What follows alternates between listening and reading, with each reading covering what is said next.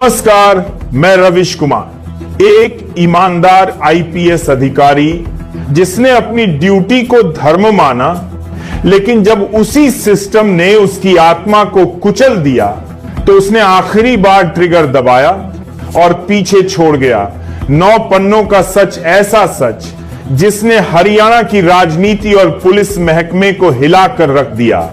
यह कहानी है आईपीएस पुराण कुमार की आत्महत्या या साजिश। आज हम जानेंगे इस पूरे केस की सच्चाई। आईपीएस पुराण कुमार 2001 बैच के अधिकारी थे, हरियाणा कैडर से जुड़े और अपनी ईमानदारी, सख्त अनुशासन और निष्पक्ष छवि के लिए जाने जाते थे। वे इस समय additional director general of police ADGP के पद पर तैनात थे।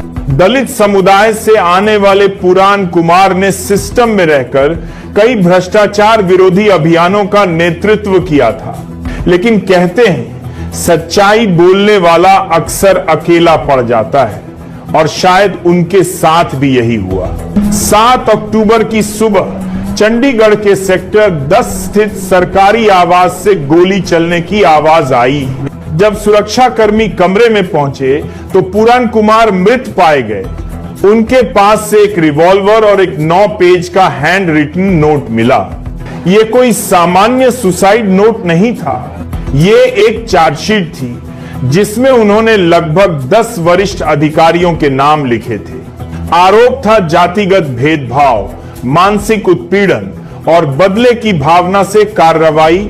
नोट में लिखा था कि मुझ पर लगातार दबाव बनाया गया, मेरी ईमानदारी को कमजोरी समझा गया और मुझे जाति के नाम पर अपमानित किया गया। उन्होंने लिखा कि कुछ उच्च अधिकारी उन्हें सिस्टम से बाहर करने की साजिश रच रहे थे। नोट में साफ शब्दों में कहा गया कि अगर मुझे कुछ हो जाए तो मेरे परिवार को न्याय दिलाना। इस नोट में डीजीपी, एसपी और कुछ राजनीतिक हस्तियों के नाम भी थे, जिससे पूरे हरियाणा प्रशासन में भूचाल आ गया। ईपीएस की पत्नी अमनीत कुमार, जो खुद आईएएस अधिकारी हैं, उन्होंने खुलकर कहा, यह आत्महत्या नहीं है, यह हत्या है, सिस्टम द्वारा की गई हत्या। उन्होंने डीजीपी और कुछ अन्य अफसरों पर साजिश, मानसिक प्रताड़ना और जातिगत उत्पीड़न का आरोप लगाया। अमनीत ने कहा कि जब तक जिम्मेदार अधिकारियों पर कार्रवाई नहीं होती, वह शव का पोस्टमार्टम नहीं होने देंगी। उन्होंने एफआईआर में एससी, एसटी, एट्रोसिटीज एक्ट लगाने की मांग भी की और पुलिस को सख्त चेतावनी दी कि हम यह लड़ाई न्याय मिलने तक लड़ेंगे। मामला गरमाते ही हरियाणा सरकार पर जबरदस्त दबाव बढ़ गया। मुख्यमंत्री को विदेश दौरे से वापस बुलाया गया। राज्य के डीजीपी शत्रुजीत कपूर को छुट्टी पर भेज दिया गया। रोहतक के एसपी नरेंद्र बिजारनिया, जिनका नाम सुसाइड नोट में था, उन्हें तुरंत पद से हटा दिया गया।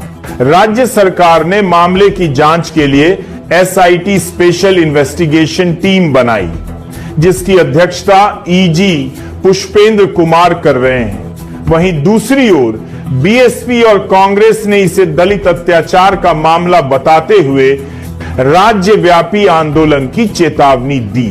बीएसपी ने कहा, अगर 10 दिन में कार्रवाई नहीं हुई तो हरियाणा सड़कों पर होगा। जांच के दौरान पुलिस ने परिवार से पुराण कुमार का लैपटॉप मांगा, क्योंकि उसमें कई ईमेल्स, दस्तावेज और नोट्स मौजूद थे।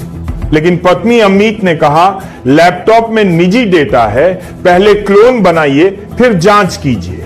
इससे जांच कुछ समय के लिए ठप हो गई।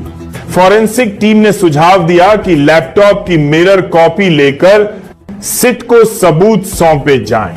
यानी मामला अब सिर्फ भावनात्मक नहीं बल्कि तकनीकी सबूतों की जंग में बदल चुका है।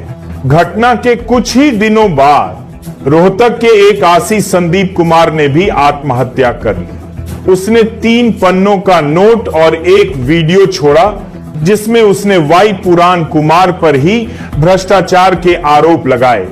उसने कहा, पुराण कुमार ईमानदार नहीं थे, वे जातिगत भावनाओं का इस्तेमाल कर रहे थे। ये नया ट्विस्ट पूरी कहानी को उलझा गया। अब सवाल था, कौन सच बोल रहा है? पुराण